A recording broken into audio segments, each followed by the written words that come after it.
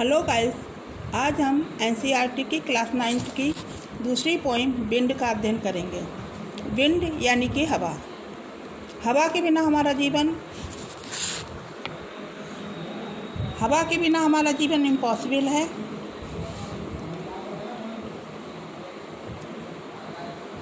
हवा के बिना हमारा जीवन इम्पॉसिबल है क्योंकि हवा से ही हम सांस लेते हैं, हवा से ही सारा अस्तित्व होता है। लेकिन हवा बहुत शक्तिशाली होती है। यहाँ पर कवि हवा से प्रार्थना करता है कि हे विंड, तुम धीरे धीरे चलो, क्योंकि जब तुम बहुत अधिक तूफान का रूप धारण कर लेती हो तो सब कुछ नष्ट कर देती हो। तो इसलिए कवि रिक्वेस्ट के वे में कहता है, विंड कम सॉफ्टली, कि हे हवा तुम बहुत धीरे धीरे चलो। Don't break the shutters of the windows, क्योंकि तुम जब तेज़ चलती हो तो विंडो के जो शटर हैं वो टूट जाते हैं, तो तुम विंडो के शटर मत तोड़ो। डोंट स्कैटर द पेज, मेरे कमरे में जो पेपर रखे हुए हैं उन्हें मत बिखेरो। Don't throw down the books on the shelf, जो मेरी शेफ में बुक्स रखी हैं उनको मत गिराओ। There look what you do, लेकिन तुमने मेरी विनती नहीं सुनी, देखो तुमने ये सब क्या कर दिया है। You through all them all down, तुमने मेरी विनती को नहीं सुना, तुमने सबको गिरा दिया है। You tore the pages of the books, तुमने मेरी किताब गिरा दी, किताबों के पेज फाड़ दिए।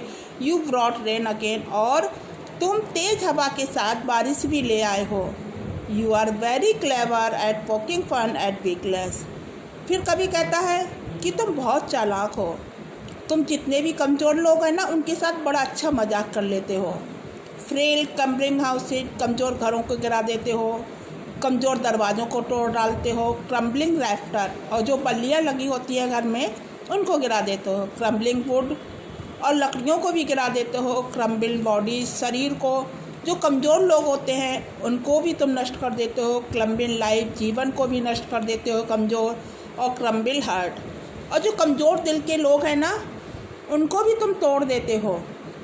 तो ये सब क्या है, हवा जब बहुत तूफ़ानी रूप धारण कर लेती है तो इस प्रकृति में जितनी भी कमज़ोर वस्तुएं हैं हवा उन सबको नष्ट कर देती है।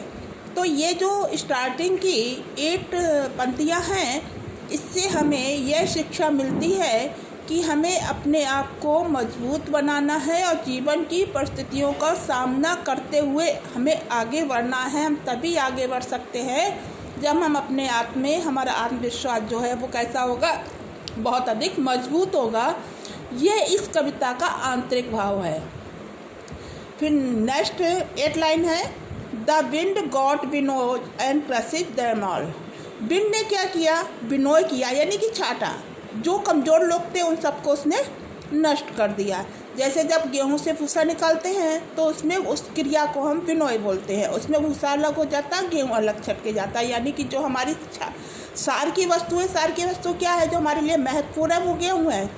भूसा उतना महत्वपूर्ण नहीं है, वो अलग हो जाता है। इसीलिए हवा ने कमज़ोर और मजबूत लोगों को अलग अलग कर दिया। जो कमज़ोर लोग थे विनोयन के द्वारा उनको नष्ट कर दिया है, और स्ट्रॉन्ग जो लोग थे वो बचे हुए हैं। We want do what you tell him, तुम वो नहीं करते हो जो मैं तुमसे कहती हूँ। क्योंकि कभी उससे कह रहा था ना कि हवा तुम धीमे से चलो, लेकिन हवा ने कभी की बात नहीं मानी और तेज़ी से बहने लगा। सो कम लेट बिल्ड स्ट्रॉन्ग होम, इसलिए आओ, क्योंकि वो हवा तुम्हारी बात नहीं मानेगी। नेचर तुम्हारी बात नहीं मान सकती है। नेचर अपने अनुकूल होता है, इसलिए हमें अपने आप को मजबूत बनाना है। तो चलो चलते हैं, हम अपने घरों को मजबूत बनाते हैं, अपने दरवाज़ों को मजबूत बनाते हैं। Practice to firm the body, अपने शरीर को आत्मविश्वास के साथ मजबूत बनाते हैं, और अपने हृदय को भी बहुत अधिक वो आत्मविश्वास के साथ स्ट्रॉन्ग करते हैं। डू दिस, यदि हम ये सब करते हैं, and the wind will be friend with us, तो जो हवा है वो हमारी मित्र बन जाएगी। The wind blow out weak fires, हवा क्या करती है, हवा उसी तरह कमज़ोर लोगों को नष्ट कर देती है जिस प्रकार की एक उदाहरण यहाँ पर प्रस्तुत है। जब हवा चलती है तो जो छोटी मोटी आग होती है वो बुझ जाती है, लेकिन जो जंगलों में आग लगी होती है वो हवा के चलने से और तेज़ हो जाती है। तो he makes strong fire roar and flourish, यानी कि जब हवा बहुत तेज़ी से चलती है तो जंगलों में जो आग लगी होती है वो और तेज़ी से जो है दहकने लगती है और तेज़ी से बहने लगती है और पूरे में फैल जाती है। हिज फ्रेंडशिप इज गुड, हवा के साथ मित्रता करना बहुत अच्छा है। We praise him every day, और फिर हम उसके साथ प्रशंसा करने लेते हैं और आगे की तरफ बढ़ते हैं। कवि के कहने का तात्पर्य यह है कि हमें कमज़ोर नहीं बनना है। प्रकृति का नियम है, जो कमज़ोर होता है वो नष्ट हो जाता है, जो स्ट्रांग होता है वो जीवन में परिस्थितियों का सामना करते हुए आगे बढ़ता है। तो गाइज आपको अपनी बुक्स खोल के सामने रखनी है और इसमें जो भी आपको हिंदी बताई गई है उसे ध्यान से पढ़ना है, और कई बार पढ़ेंगे तो इस कविता का पूरा अर्थ आपको अच्छे से समझ में आ जाएगा। अब धन्यवाद। अब इसके आगे हम तीसरी पोएम पढ़ेंगे।